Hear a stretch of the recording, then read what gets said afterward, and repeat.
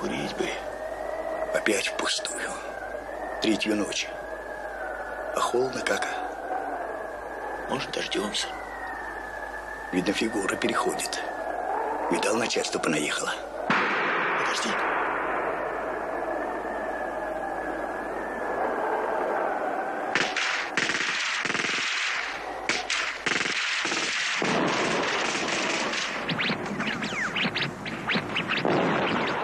Он. Смотри, у сосен. Пошли.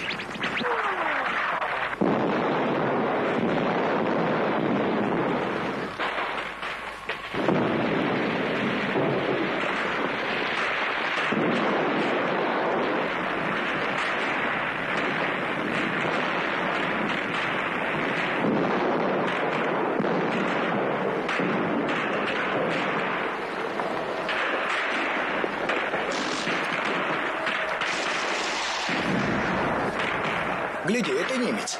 Ты что хотел? Чтобы он в буденовке из немецкого тыла уползал. Живой? Живой. А может, это не он? Видишь, он ракетницу. Он.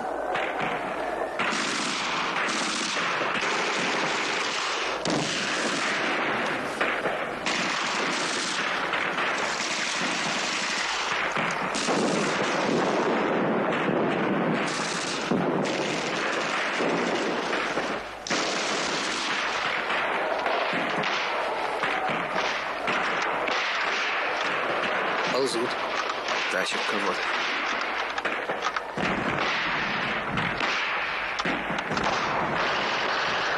Добрались.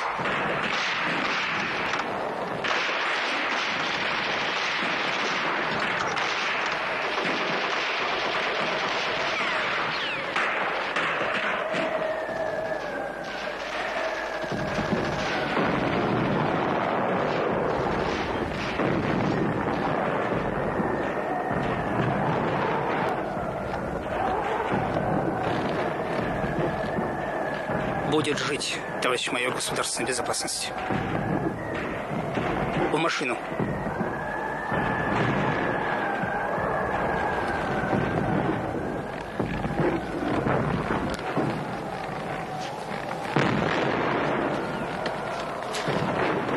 Благодарю вас.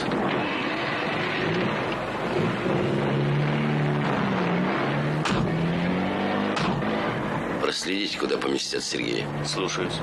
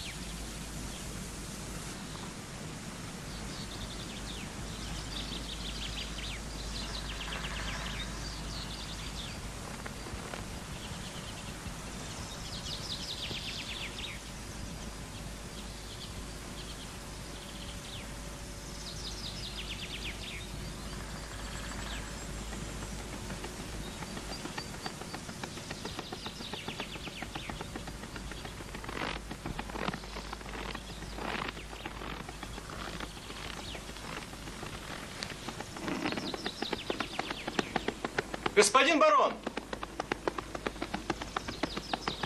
Господин барон, вас срочно просят в замок.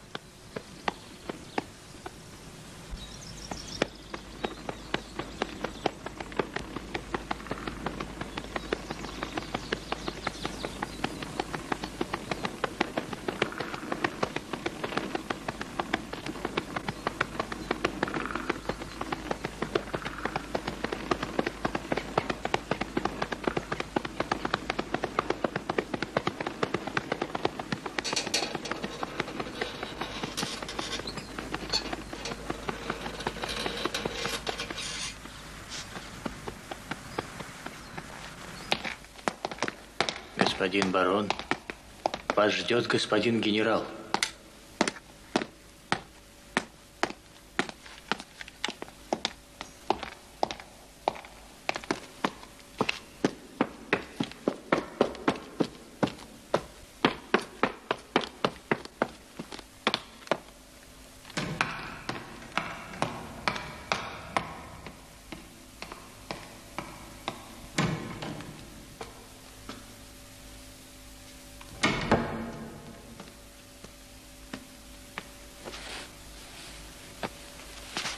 Ну, как охота, Георг? Спасибо, отец.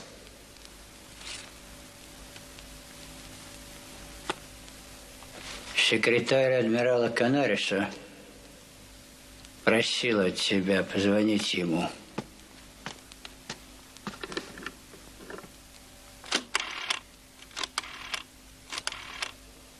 Георг фон Шлоссер. Спасибо, фройлен, жду.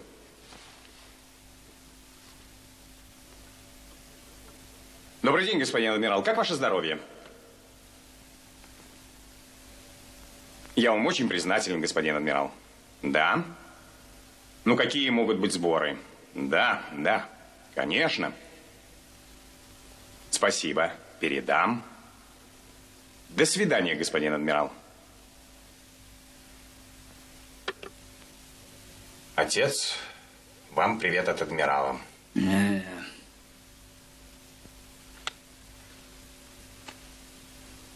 Надеюсь, ты уезжаешь не сегодня.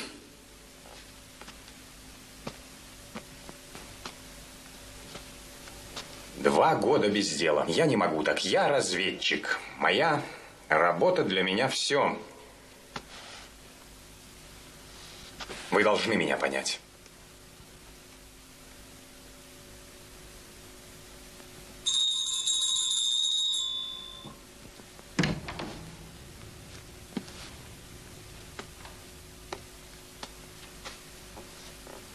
Альмут, господин барон уезжает сегодня надолго. Ты едешь с ним? Слушаюсь, господин генерал.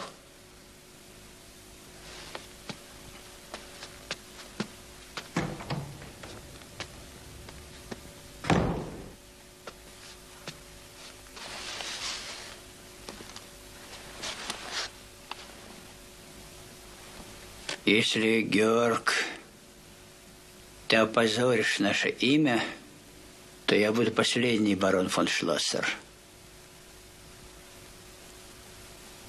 Извините, отец. В военное время место Шлоссеров в окопах, а не... У меня свое поле боя, отец. Я буду воевать по правилам, которые не опозорят чести нашего дома.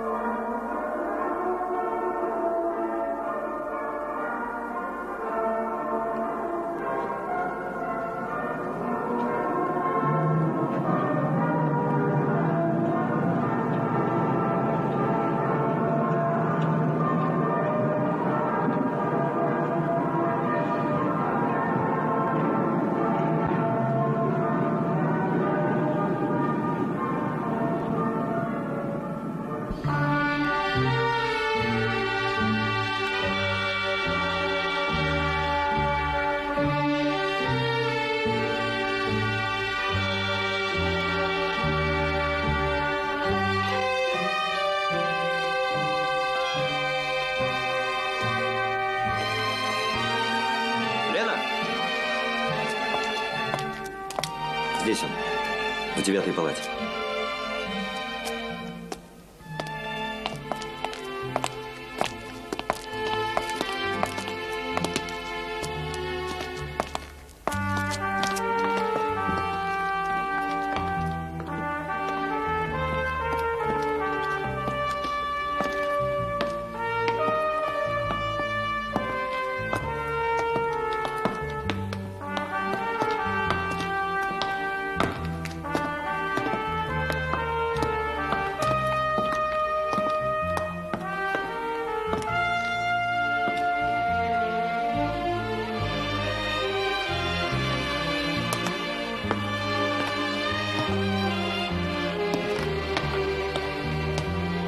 Не могу.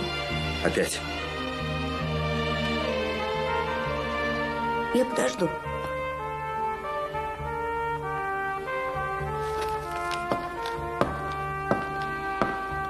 Не говори ему, что я здесь.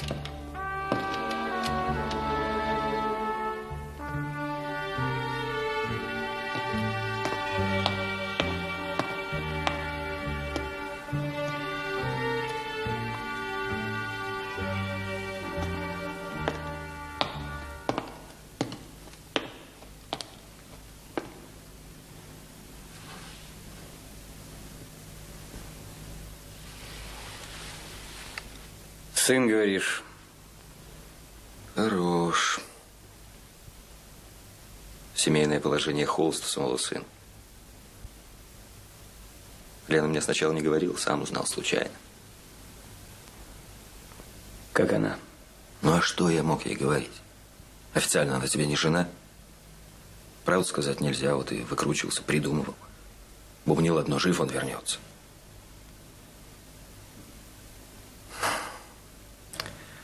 Сколько же лет там проторчал? Слышал, твоим последним материалом цены нет.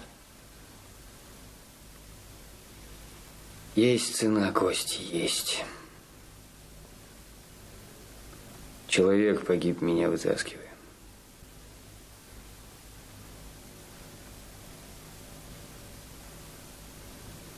Значит, сын, говоришь? Олег Сергеевич. Слушай, я говорил с начальством. Если ты намерен с Леной, ну, в общем, официально, то можно ей все рассказать. Да мы ведь тогда собирались. Как она?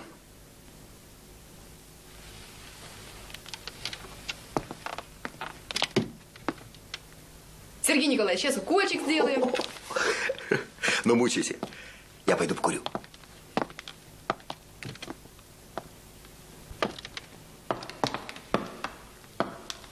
Все нормально. Скоро будет здоров твой герой.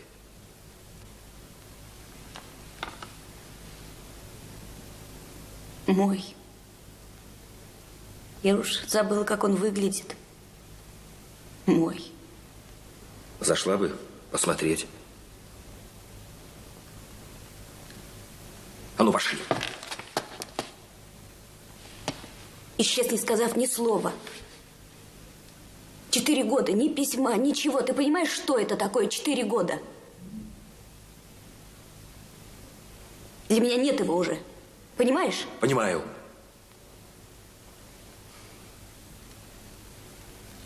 Четыре года он у немцев был. Лена.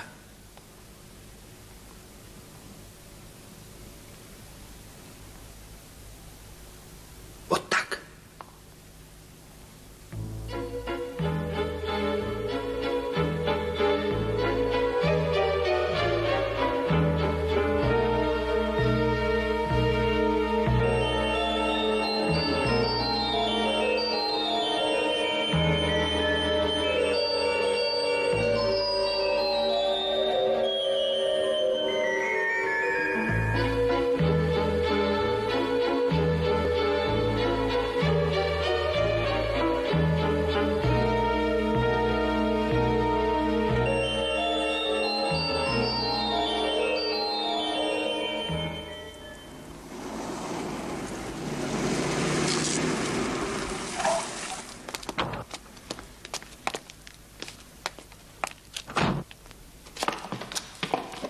Несите наверх.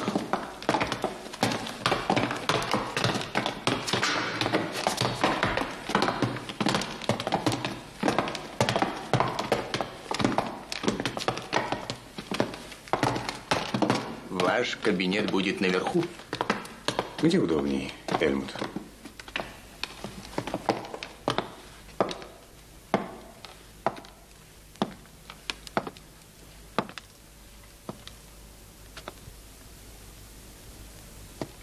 Хозяин еврей в концлагере.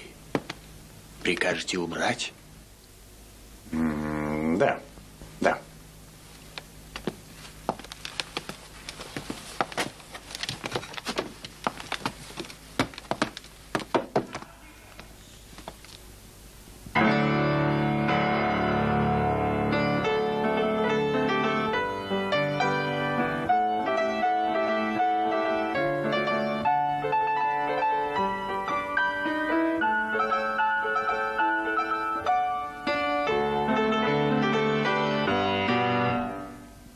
Да. Господин майор, начальник оберкоманды послал за вами машину.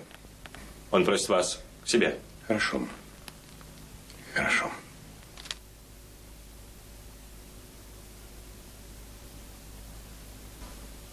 Если вы сумеете понравиться ему, Лотта, ваша мечта стать профессиональной разведчицей может осуществиться. Идут.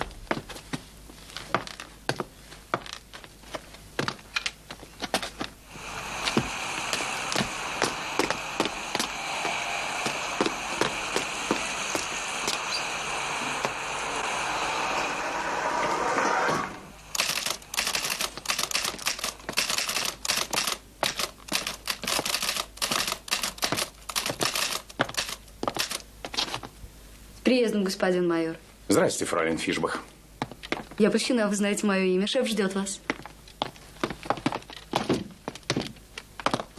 Мой адъютант лейтенант Заукель расскажет вам, фройлен, последние берлинские новости. С благополучным прибытием господин адмирал звонил мне о вас лично. Рад вас видеть в Таллине.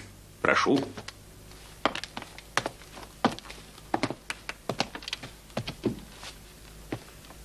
Садитесь, пожалуйста.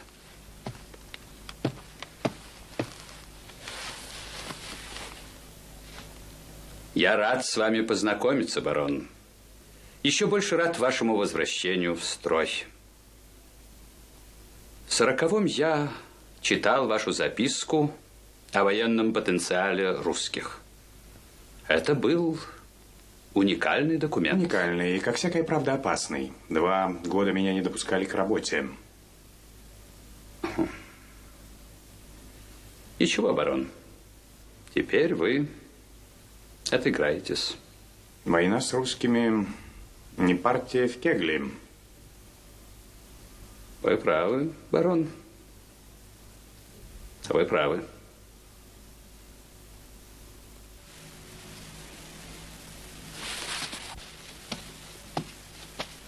Вас интересуют наши разведшколы? Да, для начала.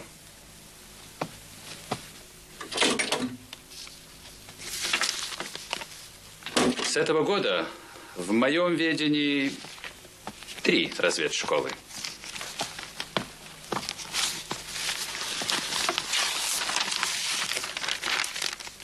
На мызе Кумна готовятся разведчики. На мызе Лейце готовятся радисты. На мызе Кейла-Юа, вот здесь, на берегу моря, школа агентов-диверсантов. Но люди в основном Я там... осведомлен. Чем я могу быть вам полезен? Пока мне нужно 2 агента для заброски в тыл русских. У меня задание особой важности и секретности. Верховное главнокомандование поставило перед Абвером задачу дезинформировать русских о наших планах. Нам с вами, господин Целариус, поручено создать канал для продвижения такой дезинформации. На каком уровне? В штаб фронта? Нет, непосредственно в ставку Верховного главнокомандования русских. Это связано с направлением нашего главного удара на юге.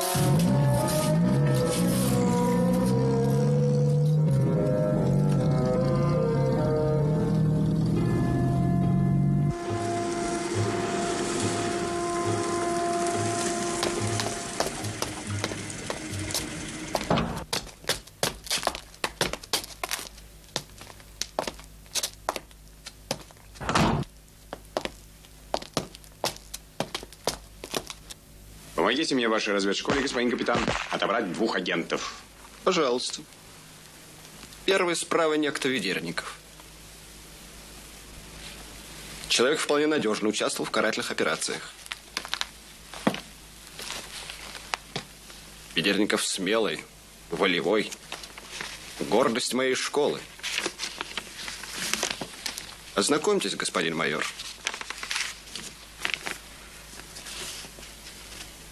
За участие в острых акциях приговорен партизанами к смерти.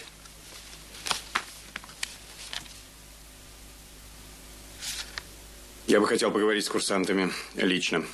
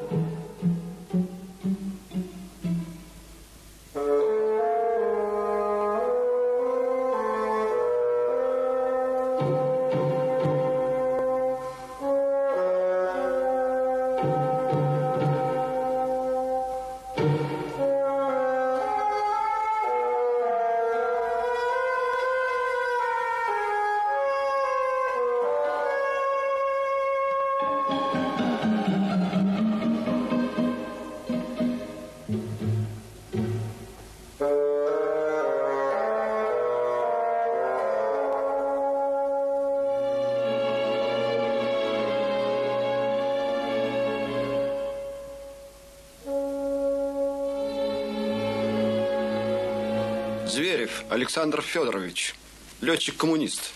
Не рекомендую, ненадежен. Вот эти 2. Проделаем с ними маленький эксперимент. Опа.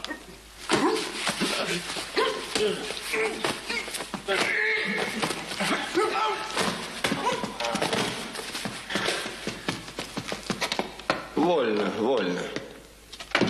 Продолжайте, Ведерников.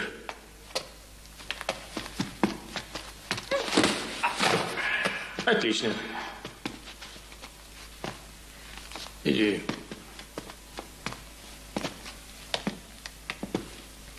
Зверев. Схватка не учебная, а боевая.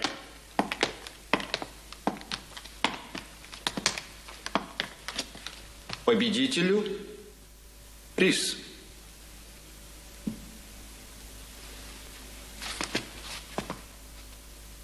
Покажи, на что ты способен.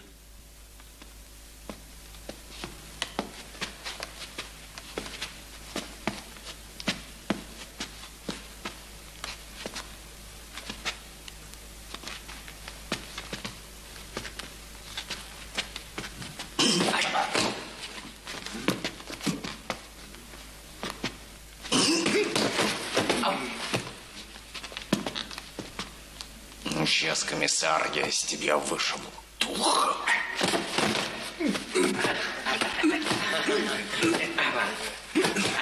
Прикажете прекратить, господин майор?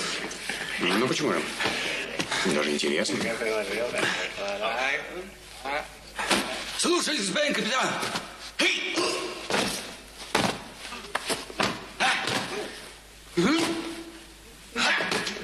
Что ты делаешь, собака? Лейтенант, оставьте его. Все правильно.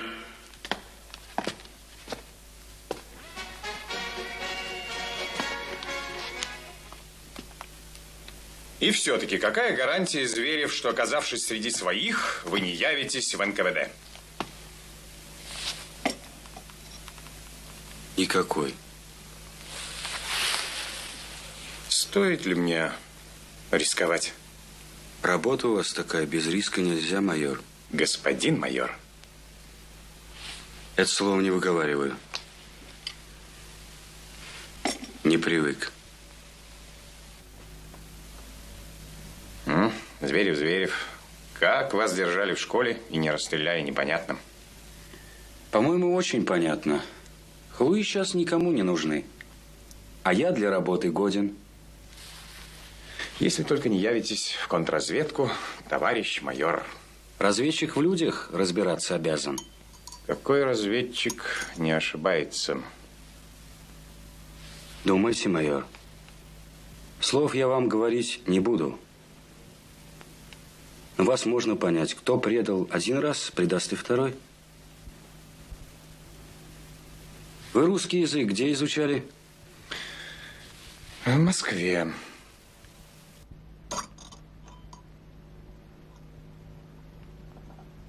Ну, тогда русского человека вам сам Бог велел знать.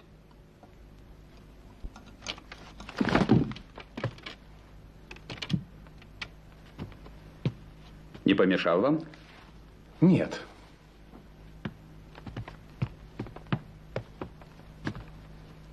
Я сегодня чертовски устал, барон. Выпьем? Благодарю вас. Нет. Налить по-немецки или по-русски? Мы воюем с русскими.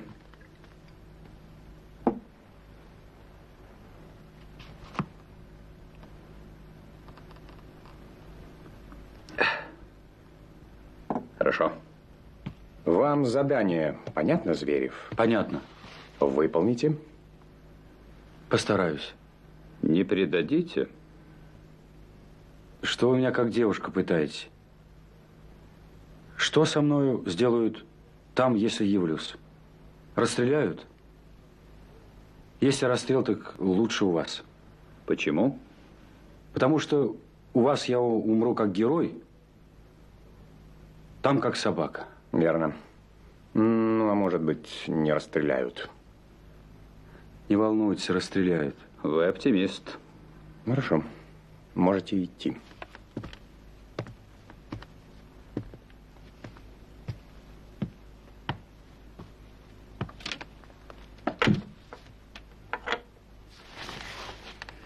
Ну что же, будете забрасывать? Да он же сразу перейдет к русским. Конечно, перейдет. Но на этом построена вся операция. Зверев явится в большевистскую контрразведку и расскажет о вашей школе, о вас, фрегатный капитан, и о майоре Шлоссере, который прибыл в Таллин со специальным заданием. Русская разведка должна заинтересоваться информацией Зверева. Они пришлют в Таллин своего человека. Наша задача – его обнаружить и захватить. Мы с вами, выходит, в роли подсадных уток. Вроде того.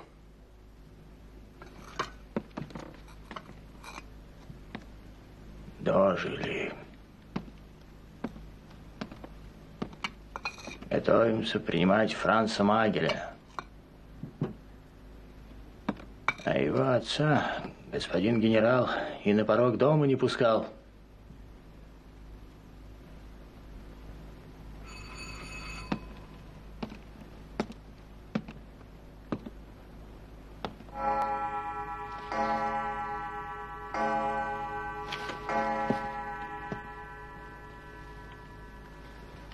Хай Гитлер, Георг. Здравствуй, Франц. Штурмбанфюрер, начальник гестапо. Поздравляю. Фюрер дал мне то, что вы получили при рождении, барон. Я рад за тебя, Франц. Ты прекрасно выглядишь. Альма. Я очень рад, что ты в Таллине.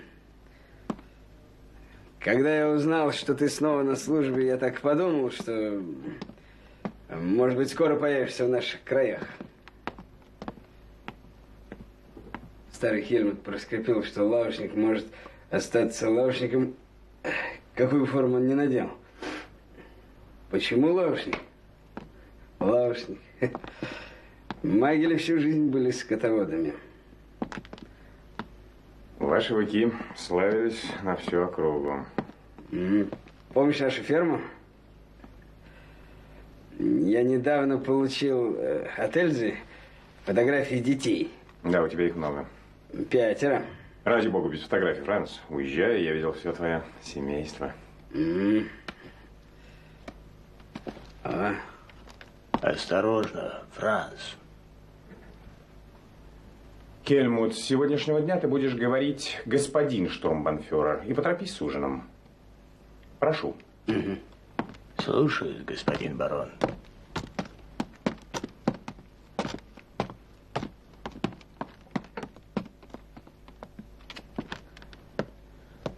У нас здесь работы хватает, Георг. Да. Шеф заболел. Теперь твой Франц отвечает за город. Это непросто. Понимаю. Ничего ты не понимаешь. Но скоро поймешь. Эстонцы должны были встретить нас лучше. Почему, Франц? Почему эстонцы должны относиться к нам хорошо?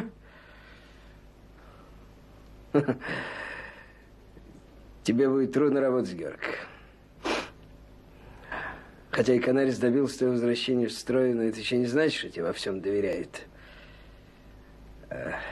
Я не могу тебе в этом существенно помочь.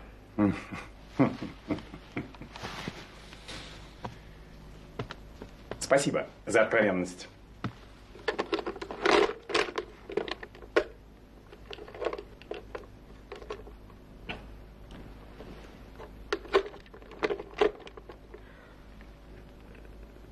Я забыл тебе сказать, Георг, что я получил приказ из Берлина оказывать тебе посильное содействие. И начал с подслушивания телефонных разговоров.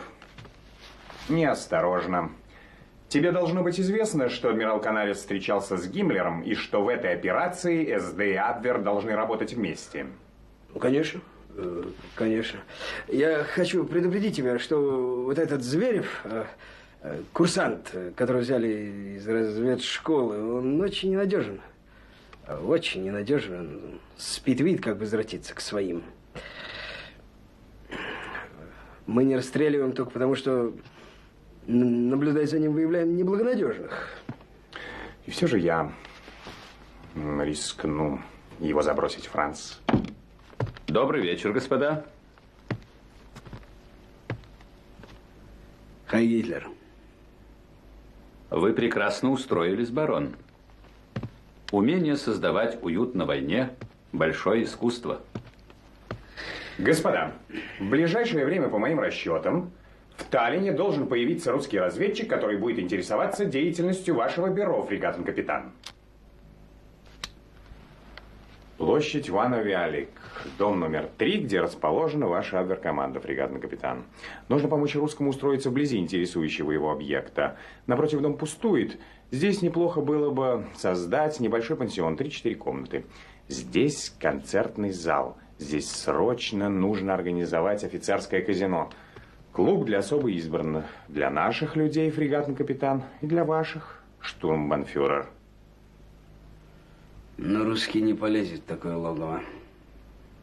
У него не будет лучшего подхода. Ну а зачем стараться? Чтобы поймать одного русского? Я не считаю, что разведчикам надо родиться, но учиться этой профессии, учиться желательно. Я признаю твой авторитет в таких вопросах, Георг, но все эти приманки, ловушки, это не в моем вкусе. Фрегатный капитан, нужно было бы организовать наблюдательный пункт, я думаю, где-то в районе парфюмерного магазина и фотографировать всех проходящих по улице. Начнем. Сегодня у нас какое? 20 мая. Ну, скажем, 10 июня. Господа, прошу вас к столу.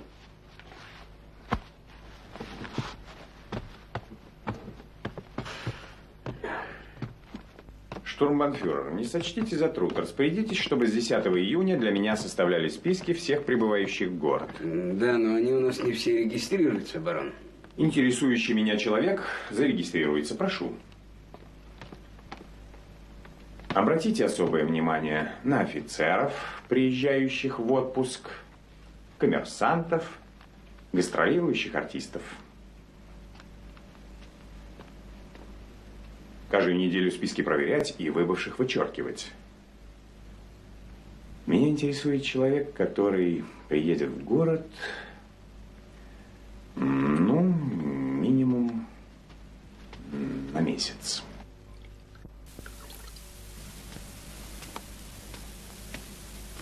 Мне хочется верить, что между нами не будет ведомственных расприй. Германии важен результат операции, а добьется ее Адер или СД, значения не имеет.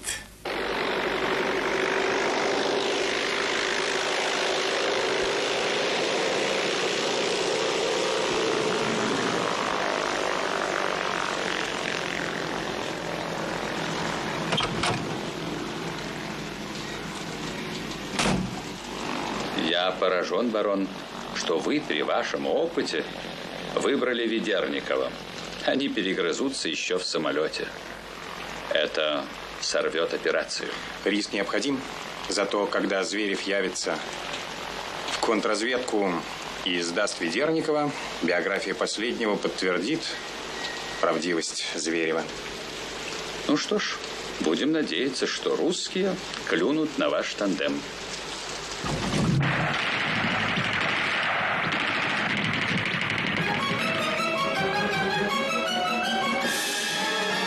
Из штаб-квартиры фюрера 9 июня. Главное командование вермахта сообщает. В районе укрепленной линии окруженного Севастополя наше наступление успешно продолжается. Бои происходят в сильно пересеченной местности. От Советского информбюро.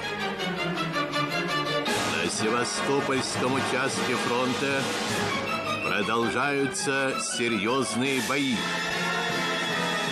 Наши артиллеристы огнем своих батарей в течение дня рассеяли и частью уничтожили до полка пехоты противника.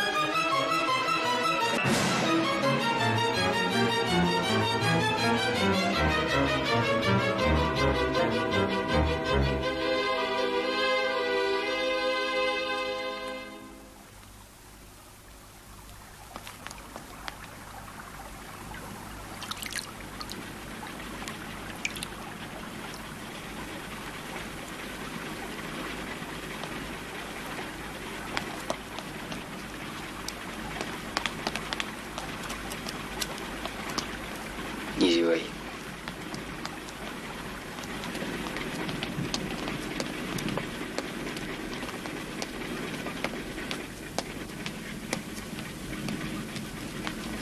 Сорванец.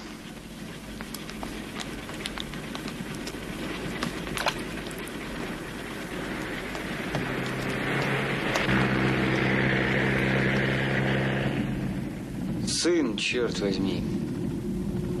Сережа, Все. Все будет в порядке. Все образует сквозь.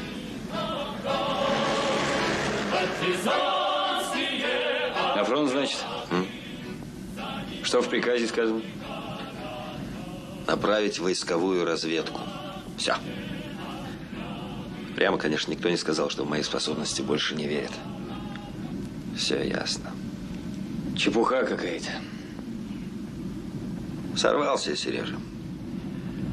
Пришлось с таким Иудой общаться, следователем в гестапо. Не человек вовсе. Ты таких не видал? Видал. То фашист, а это свой. Партизаны его приговорили, 2 раза пытались. Осторожный подлюка был. Шлепнул. Да. Легенда у меня была хорошая. Информация шла. Профессионал. Он детишек истязал. Если бы я его не знаю. У меня мозг профессионала, а сердце любителя обыкновенное. На фронт. Ну, дорвусь я. Никаких тебе мудростей. Там они, здесь мы. Жаль, Юрия Васильевича нет. Он бы тебя понял. Ну, а новый-то как? Кто его знает? Вроде ничего.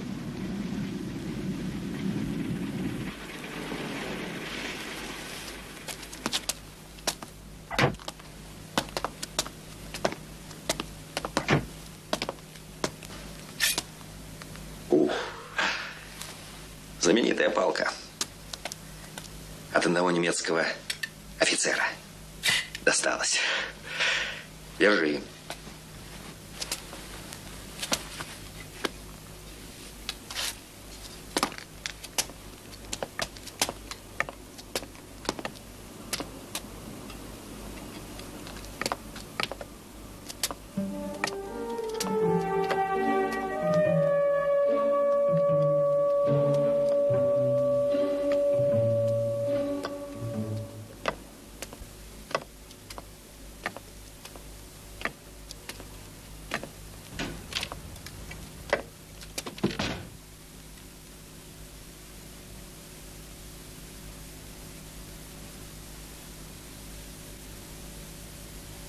сломалась. Сережа!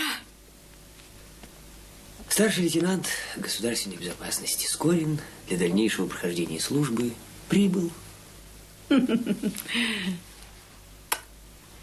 4 года я тебя не видала. Не меняетесь вы, Вера Ивановна. Ну уж это ты врешь. У меня одни косы остались. Бабий век-то под горку покатился.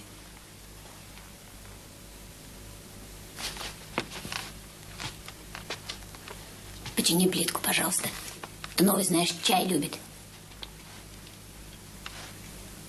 Куда тебя угораздило-то? Уж от тебя-то мы не ожидали. Я понимаю, Петрухин или Сазонтьев. Те и в мирное время найдут тебя покалечиться. А ты-то у нас такой осторожный. Как же это так? Ну вот, Вера Ивановна, жить будет. Ты застегни, Сереженька, пожалуйста. А то у нас Николай Алексеевич любит аккуратных, подтянутых. А что он еще любит? Ты смотри, поосторожней. А то он недавно Сапрыкина чистил. Я его потом 1,5 часа чаем отпаивала. Ну, чай и я люблю. Можно. Он, знаешь, сам курит и другим сколько хочешь разрешает. Подожди, кажется, идет, а у меня еще чай не готов. Ну? Старший лейтенант госбезопасности Скорин для дальнейшего прохождения службы прибыл. Всегда такой худой или после ранения?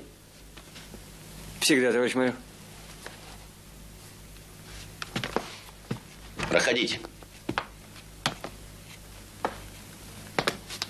Вера Ивановна, чайку нам, пожалуйста.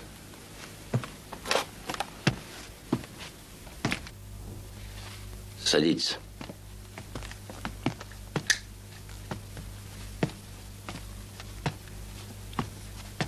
Курите. Ну, как вам новый начальник? Новый начальник, товарищ майор, как говорится, всегда хуже старого. Да. Ну, наверное, не всегда. А сначала? Как здоровье? Вылечился и готов воевать до победы. Ну-ну. Рапорт ваш с просьбой отправить на фронт. У меня.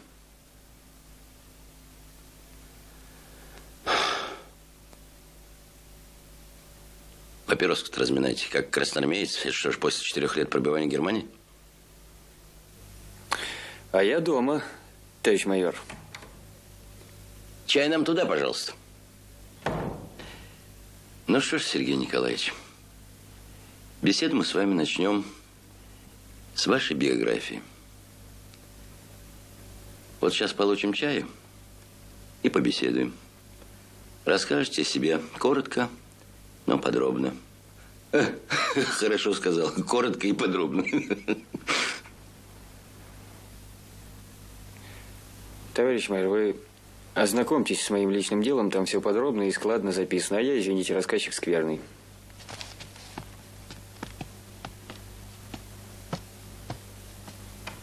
Пойдемте, Сергей Николаевич.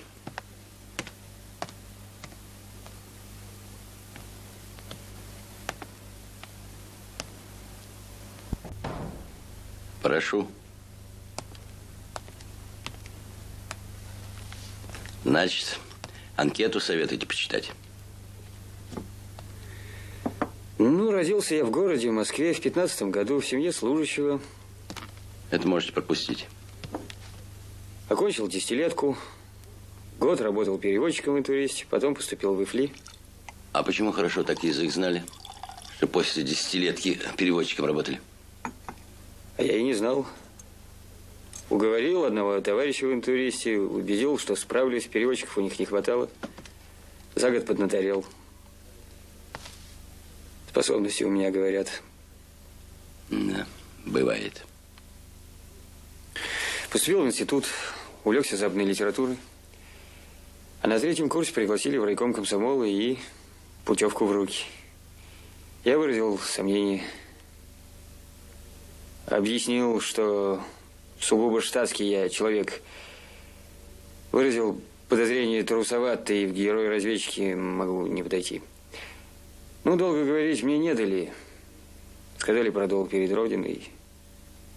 и послали учиться на курсы. Почему сомневался? Я объяснил.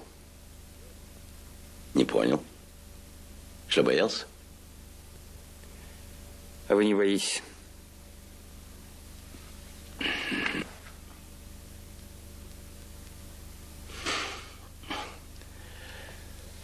Так, направили в нашу школу. Проучился 2 года, назначили сюда. Что, всех в Москве оставили? Нет.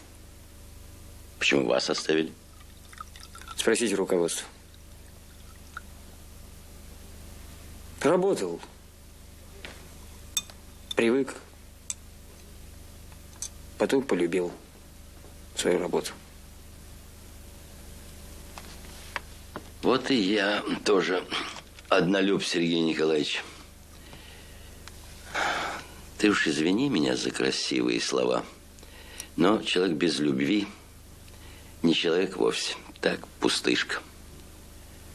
А любовь, знаешь, оружие грозное. А ничейного оружия, знаешь, не бывает. Ты чего это брак-то не оформил? Ладно, поговорим потом. До завтра.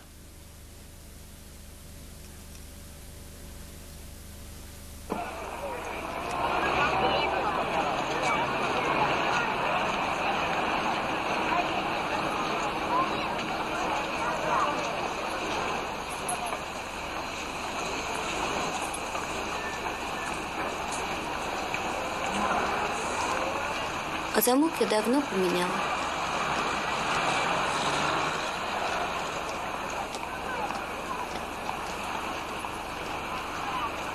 Сереж,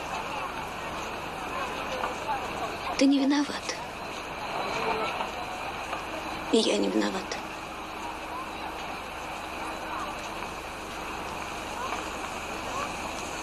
Ты не думай, я никого не любила.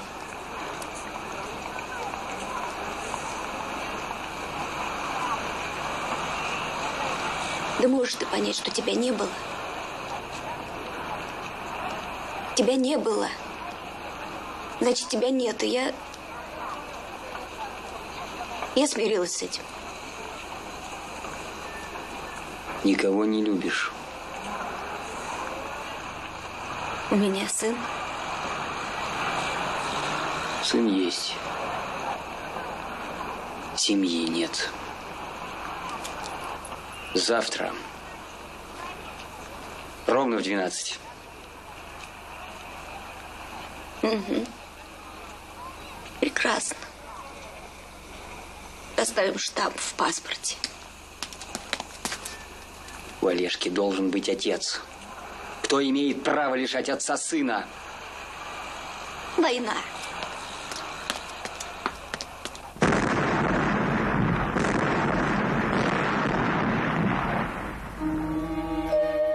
От Советского информбюро. По приказу Верховного командования Красной Армии 3 июля советские войска оставили город Севастополь. В течение 250 дней героический советский город с беспримерным мужеством и стойкостью отбивал атаки немецких войск.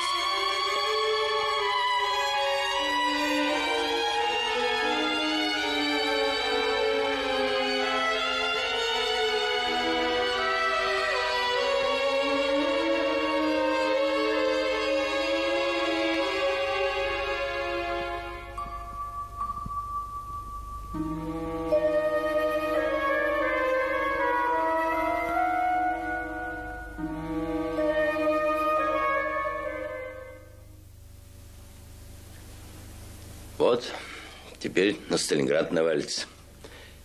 Дай Сергею Николаевичу автомат. Пусть поправит положение. 1000 Скориных полк.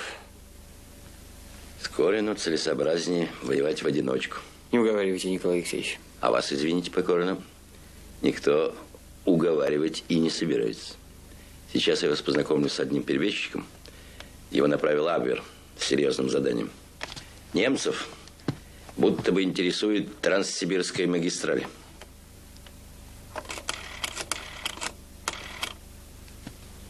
Симаков говорит: приведите ко мне Зверева. Да, жду.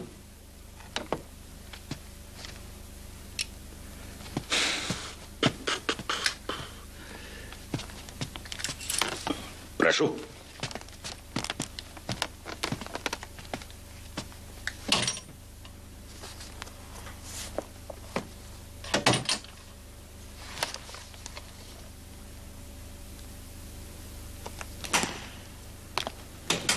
Проходите, Зверев, садитесь. Здравствуйте, гражданин майор.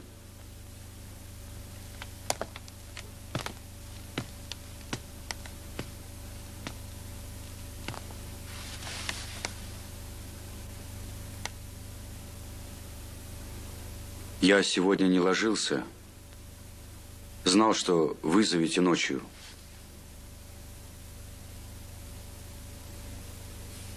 Я проверил ваши показания, Зверев, и получил от авиаполка ваше личное дело. Сейчас не вызывает сомнений, что вы действительно майор авиации Зверев Александр Федорович, и что ваш истребитель был сбит 20 июля 1941 года в районе Бреста. Характеристика на вас отличная. Рано, Зверев, рано. Вы бывший майор, и возвращать вам звание, партбилет и орден пока никто не собирается. Простите, непонятно, как вы, попав в плен в форме офицера-летчика, не только остались живы, но и были завербованы в диверсионную школу. Какие основания были у гитлеровцев рассчитывать, что из вас может получиться преданный им человек? Почему вам поверили, Зверев? Абверу прекрасно известно, что большинство наших летчиков коммунисты. Я и не скрывал, товарищ. Извините, гражданин майор. Я, будучи схваченным, не скрывал, что состою в партии. Однако они пошли на вербовку, офицеры и коммунисты, а вы согласились. Почему, Зверев? Я уже отвечал, гражданин майор. Что польза было бы от меня покойника? А я вернулся живым и принес, насколько я понимаю, ценные сведения. Я делал все, чтобы вернуться в строй. Это все слова, Зверев. А я поклонник фактов. Пока нет основания верить в вашей версии. Я советский командир, гражданин начальник. В личном деле записано, что командир. Характеристики читаешь, шапку перед вами можно снять. А как вспомнишь про службу вашу у немцев, начинаешь думать, не ошибся ли ваш политрук.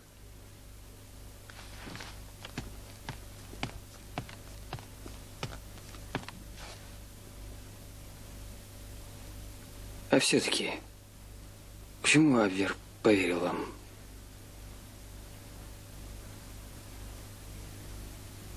Не знаю. Но я говорю правду. Мое задание – создать сеть агентов-диверсантов на Транссибирской магистрали. Готовили меня тщательно. То, что я рассказал, правда.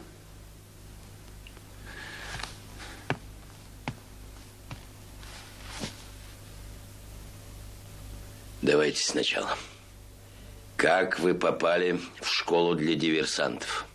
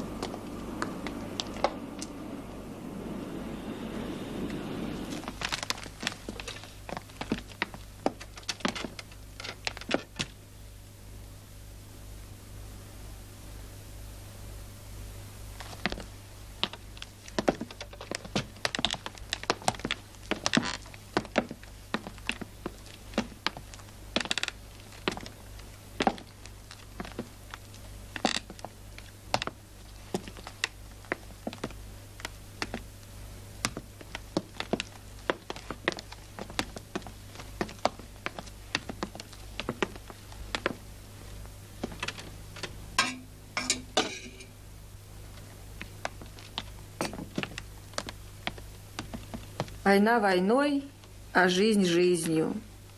Женитесь, значит. Женимся.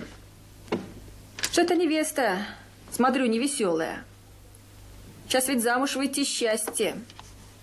Да вы садитесь, садитесь, молодожены.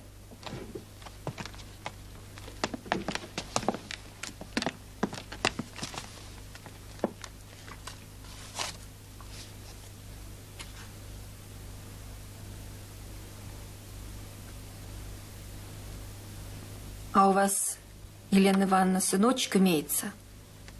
Фамилию менять будете? Будем. Мою возьмет.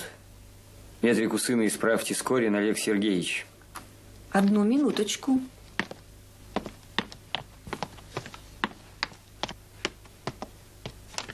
Подпишите, Кирилл Петрович. Это ж надо. В такое время с ребенком умудрилась замуж выйти. Безобразие. А ты б, Катюша, на фронт пошла. Санитаркой. Там женихов хоть отбавляй.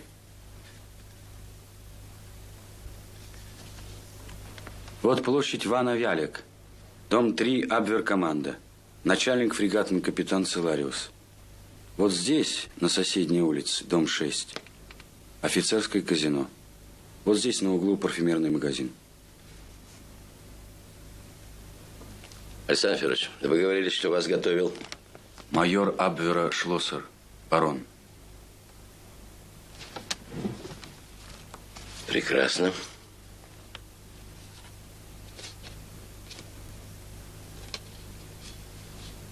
Целариус.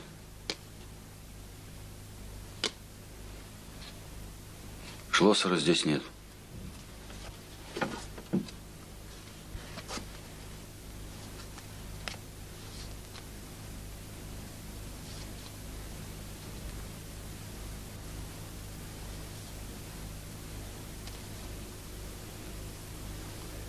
Верно.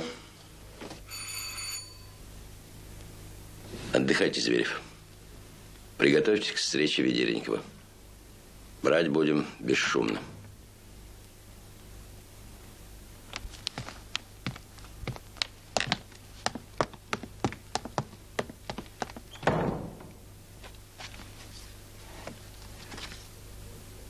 Георг фон Шлоссер в 1935-1939 годах работал в немецком посольстве в Москве.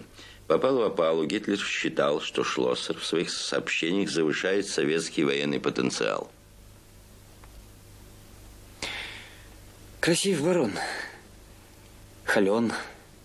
Кадровый разведчик, любимец Канариса. Отец у Шлоссера, рейхсверовский генерал в отставке. Терпеть нацистов не может. Зачем Шлоссер... Ты сиди. Послал Зверева. Я не верю, чтобы кадровый разведчик Абвера не понимал, кто перед ним.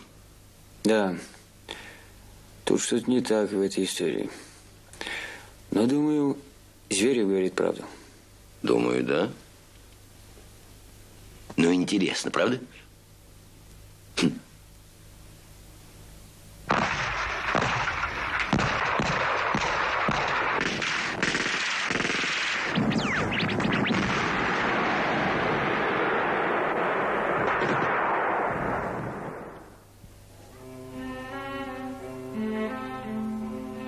Спи, Лешка.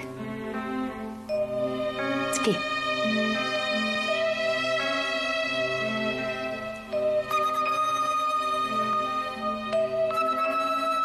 Извините, пожалуйста.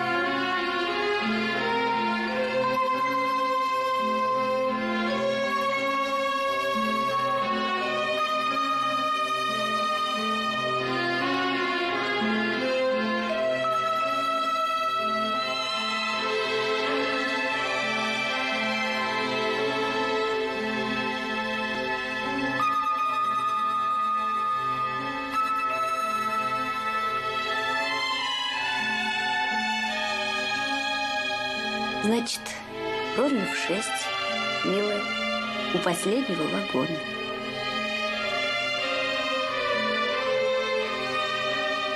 Ты знаешь, я неделю 2 каждый день в 6 ровно приходила как на дежурство. Теперь не опоздаем.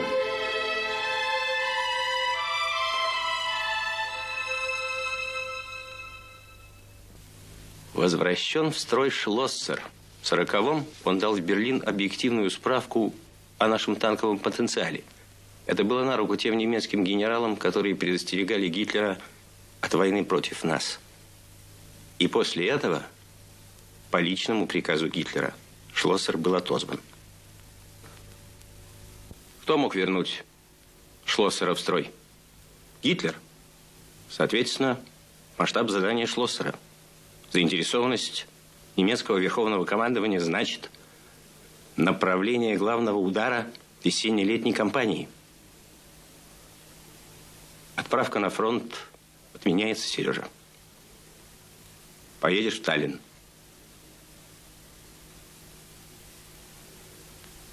Хорошо, Виктор Иванович.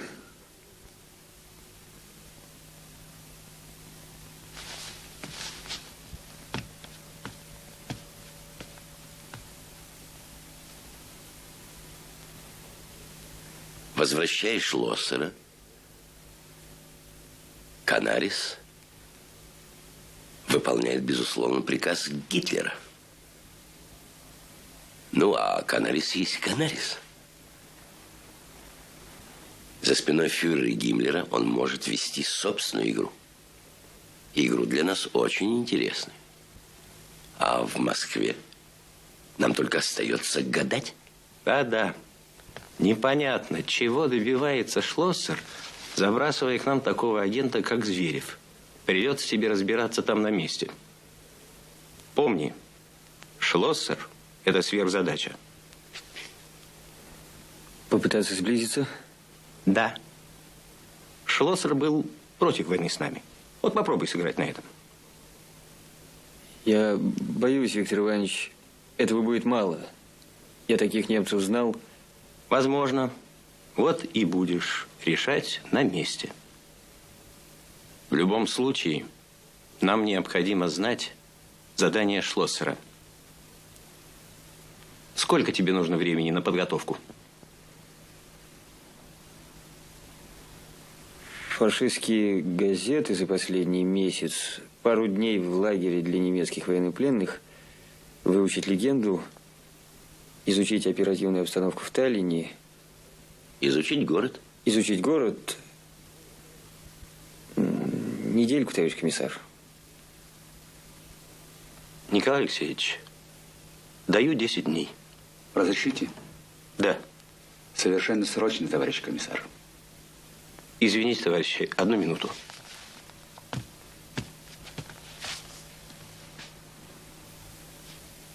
Итак, немецкий офицер пошел в отпуск по ранению. Офицерская книжка, свидетельство отпускное. Полицай из городской управы, наш человек. У него же получишь рацию. Цветочница, которая торгует цветами на улице Пик. Также связана с местным подпольем. Письма твоей невесты. Дом, где она жила. А вот и сама невеста. Грета Таар. И пусть ваша жена не ревнует. Ее вы все равно не найдете. Значит, в Таллин. Значит, так. Ни пуха, ни пера, Сережа.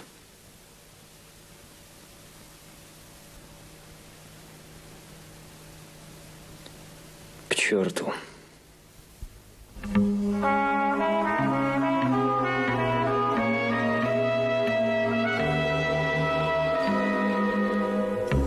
Где он этот день?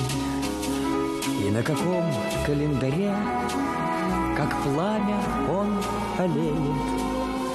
Где он этот день? В каких краях его искать, в каком году, где он этот день, я через все смогу пройти, я все преодолею, лишь бы наступил он, этот самый долгожданный заревой. Победный день, где он этот день, я до него готов ползти сквозь версты и метели. Где он этот день, мне б дотянуться до него через года. Где он этот день, когда же к людям он придет на самом деле, этот наступивший, этот самый заревой победный день. Над пожарищем кружит черный дым, я когда-нибудь буду молодым. Научусь я когда-нибудь бродить с любимой до рассвета. Я хочу теперь только одного хочу, больше ничего. Заклинаю тебя, приди скорей, приди, моя победа.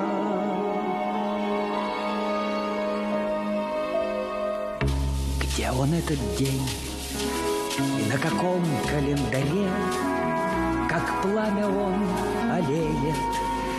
Где он этот день, в каких краях его искать, в каком году? Где он этот день, я через все смогу пройти, я все преодолею, лишь бы наступил он, этот самый долгожданный заревой. Победный день.